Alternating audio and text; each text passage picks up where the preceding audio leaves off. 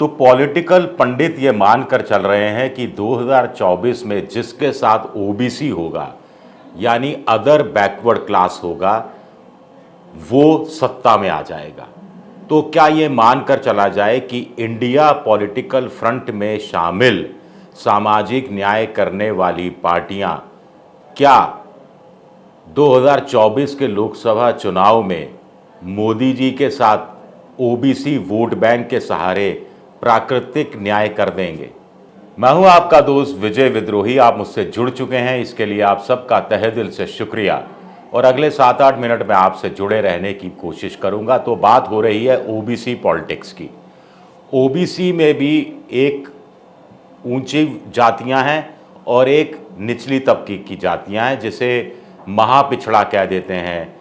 और ये नीतीश कुमार ने ये प्रयोग किया था, लेकिन बीजेपी इस प्रयोग में थोड़ा आगे बढ़ गई है और सामाजिक न्याय करने वाली पार्टियां और कांग्रेस ये थोड़ा पिछड़ गई हैं 2019 के लोकसभा चुनाव के संदर्भ में देखा जाए।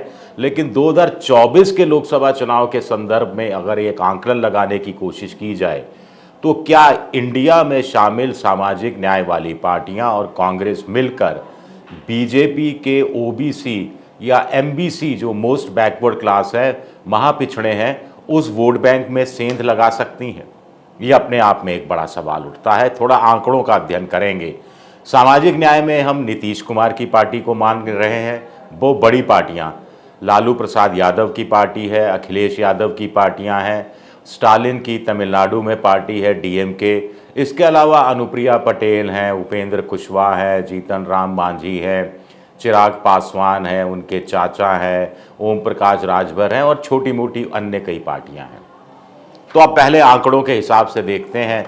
आंकड़े के हिसाब से देखा जाए तो बीजेपी ने ओबीसी वोट बैंक में अच्छी खासी बढ़त बनाई है। 2009 के लोकसभा चुनाव में बीजेपी को 22% ओबीसी वोट मिला था, जो 2014 में बढ़कर 34% हो गया और 2019 में बढ़कर 44% हो गया।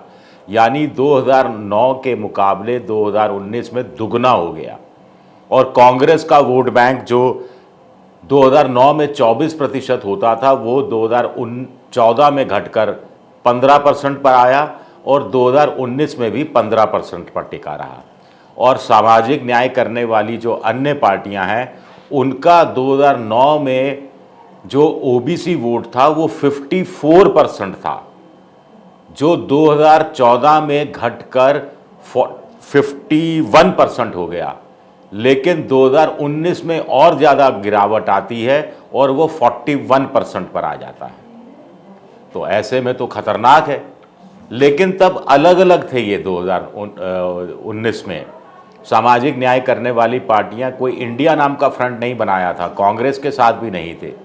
इसके हिसाब से देखा जाए तो जो 41% वोट सामाजिक न्याय करने वाली पार्टियों को मिला, उसमें से 5 या 6% आप छोड़ दीजिए चिराग पासवान के लिए, अनुप्रिया पटेल के लिए, ओम प्रकाश राजभर के लिए, उपेंद्र कुशवाहा के लिए, जो बीजेपी के साथ हैं, तो करीब 34-35% वोट क्या ये सामाजिक न्याय करने वाली पार्टियां अपने पक्ष में ले जाने में कामयाब होंगी, जो इंडिया का हिस्सा हैं, और प्लस इनको 15% वोट कांग्रेस का मिल जाएगा, तो ये तादाद क्या 50% तक पहुंच जाएगी?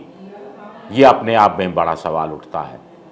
लेकिन बीजेपी का भी जो 44% अपने दम पर वोट था, उसमें चिराग पासवान, ओम प्रकाश राजभर, जीतन राम मांझी, उपेंद्र कुशवाहा, अनुप्रिया पटेल, तमाम पार्टियों को जोड़ दिया जाए तो वो भी 44 से बढ़कर करीब करीब 50% पहुंचता है। तो मामला मुकाबला बराबर का दिखता है।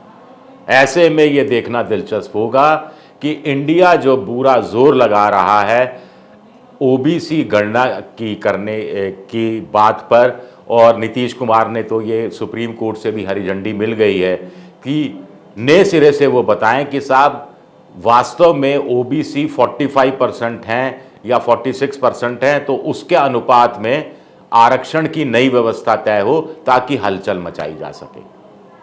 लेकिन बीजेपी क्या कर रही है? बीजेपी को मालूम है कि ओबीसी के अंदर यादव हुए, कुर्मी हुए, ये कुछ जगह जैसे जाटों को भी ओबीसी में आरक्षण मिला हुआ है, तो ये संपन्न वर्ग हैं, ये मोटे तौर पर यादव हुए, कुर्मी हुए, ये उनके साथ नहीं है। तो जो एमबीसी है, मोस्ट बैकवर्ड क्लास है, जो महापिछड़े हैं, उन पर सेंध लगाया है बीजेपी ने, और इसमें कुछ हद तक वो कामयाब भी हुए हैं। यहाँ भी एक बड़ा दिलचस्प आंकड़ा है, आपको बता देते हैं। 1996 में बीजेपी को ओबीसी में ऊंची जातियों का 22% वोट मिला, और जो महापिछड़े थे उनका सिर्फ 17% वोट मिला। लेकिन तस्वीर 2014 में बिल्कुल बदल जाती है, जब 30% ऊंची जातियों का, ओबीसी में से ऊंची जातियां का 30% वोट मिलता है, और 43% महापिछड़ों का वोट मिलता है बीजेपी को। 2019 में कहानी और बदलती है। ओबीसी ऊंची जातियां 40% बीजेपी के पास, और 48% एमबीसी यानी मोस्ट बैकवर्ड क्लास बीजेपी के साथ। उधर कांग्रेस की स्थिति देखिए, 1996 में ओबीसी की ऊंची जातियों का 24% वोट मिलता है, जो 2019 में घटकर 13% हो जाता है। इसी तरह महापिछड़ों का 27% वोट 1996 में मिलता है, जो 15% पर आ जाता है 2019 में। अब सारा दारोमदार कहाँ आ टिकता है? तभी हम बार बार कह रहे हैं कि नीतीश हुए, तेजस्वी यादव हुए, अखिलेश यादव हुए, स्टालिन हुए, इनके हाथ में सत्ता की चाबी है, इनके हाथ में कुंजी है सत्ता की, और इंडिया को इन्हीं दलों पर भरोसा है। क्यों? मैं आपको आंकड़ा बताता हूं। ओबीसी ऊंची जातियों का 1996 में 40% वोट मिलता है इन सामाजिक न्याय करने वाली पार्टियों को, और महापिछड़ों का मिलता है 43%। हालांकि 2019 में यह घटकर 33% और 20% रह जाता है, लेकिन बिखरे हुए रूप में यह परसेंटेज है। अगर ये मिल जाएं और कांग्रेस का वोट भी इनके साथ मिल जाएं, तो ये अपने आप में कमाल दिखा सकता है, क्योंकि कांग्रेस और इंडिया के पास, हमें यह नहीं भूलना चाहिए कि 19% मुसलमान वोट हैं जो पुख्ता तौर पर उनके साथ हैं। बीजेपी के पास नहीं है ये वोट बैंक। तो यूपी, बिहार और भी उत्तर भारत के कई राज्यों में ओबीसी वोट, कुछ हद तक दलित वोट और पूरी तरह से एक तरफा मुसलमान वोट, ये बहुत बड़ी तादाद में हो जाता है। क्या इसका फायदा इंडिया उठा पाएगा या नहीं उठा पाएगा, ये देखना दिलचस्प है, और इसी हिसाब से 2024 की रणनीति भी तय की जाएगी। अब मोटे तौर पर हमने मान लिया कि मुकाबला टक्कर का है। अगर ओबीसी की बात करें, बीजेपी के खाते में, अब एनडीए के खाते में करीब 50% ओबीसी वोट जा सकता है ओवरऑल, जिसमें ऊंची जातियां, नीची जातियां सब मिलाकर है। लेकिन इंडिया के खाते में भी करीब करीब 50% वोट जाने की गुंजाइश आज की तारीख में दिख रही है, प्रोवाइडेड सब एक हो जाए। तो ऐसे में क्या तोड़ दोनों एनडीए और इंडिया निकाल रहे हैं। एनडीए के तोड़ की पहले बात कर लेते हैं, मोदी जी के। तो अभी विश्वकर्मा योजना शुरू की गई, 15,000 करोड़ रुपया रखा गया, और इससे जो महापिछड़ों में 30% जातियां आती हैं, उनको आकर्षित करने के लिए जो कारीगर है, उनको 1 लाख रुपए तक का कर्ज मिलेगा, बिना ब्याज के कर्ज मिलेगा, तो उनको लुभाने की योजना है। और तरकश में 2 तीर है, एक रोहिणी कमीशन की रिपोर्ट है और दूसरा क्रीमी लेयर है। अब ओबीसी में क्या होता है कि एक क्रीमी लेयर होती है, 8 लाख रुपए इस समय फिक्स है। यानी ओबीसी में जो जातियां हैं जिनकी सालाना आय 8 लाख रुपए से ज्यादा है, वो ओबीसी से हट जाएंगी। ओबीसी आरक्षण का फायदा उन्हें नहीं मिलेगा। अब बीजेपी, मोदी सरकार क्या करने जा रही है कि 8 लाख को बढ़ाकर क्रीमी लेयर को 10 लाख कर दिया जाएगा। कुछ लोग कह रहे हैं हो सकता है 12 लाख कर दिया जाए। तो इससे क्या होगा कि ओबीसी की वो जातियां भी आरक्षण का फायदा उठा पाएंगी और क्रीमी लेयर में आने से बच जाएंगी, नॉन क्रीमी लेयर में रहेंगी।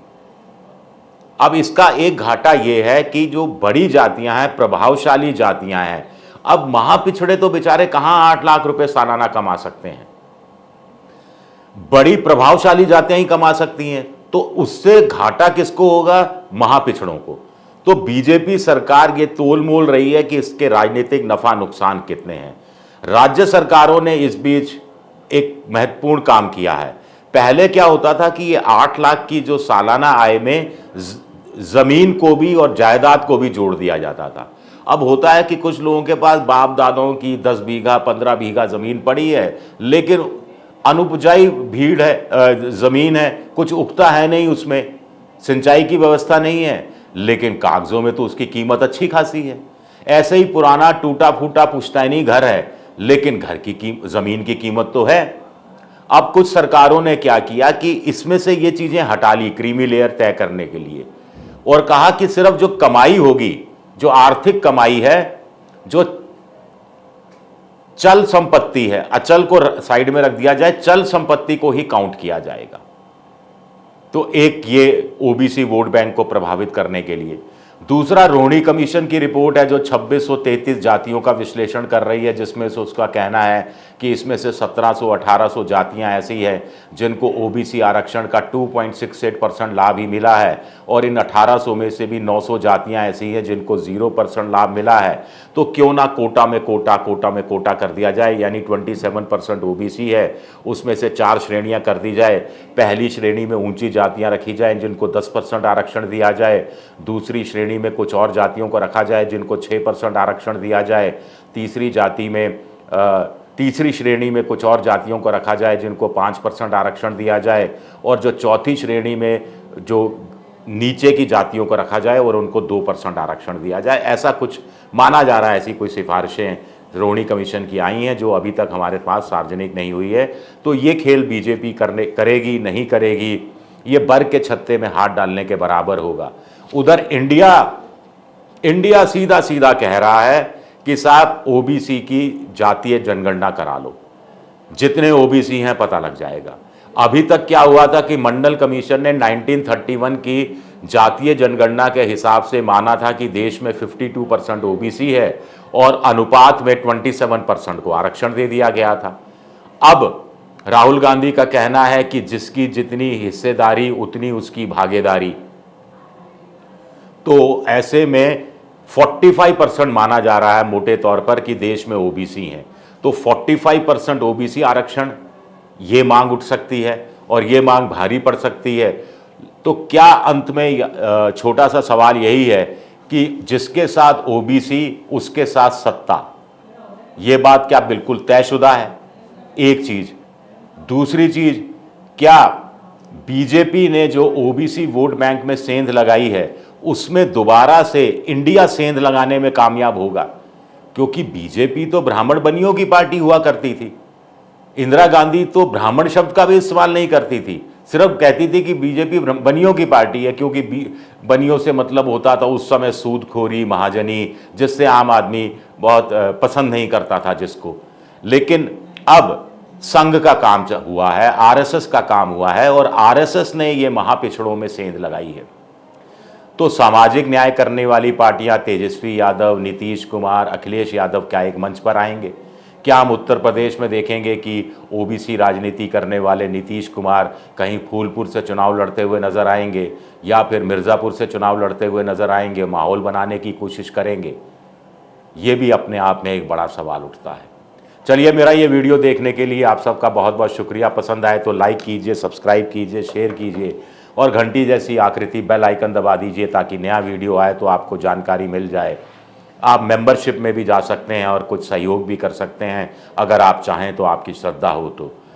विजय विद्रोही 7 के नाम से मैं इंस्टाग्राम पर हूँ, विद्रोही 7 के नाम से मैं ट्विटर पर हूँ, जिसको अब एक्स कर दिया गया है विद्रोही 7 के नाम से, और फेसबुक पर मेरा पेज है अलग से, विजय विद्रोही पेज, जहाँ पर आप मुझे फॉलो कर सकते हैं। शुक्रिया, बहुत बहुत शुक्रिया।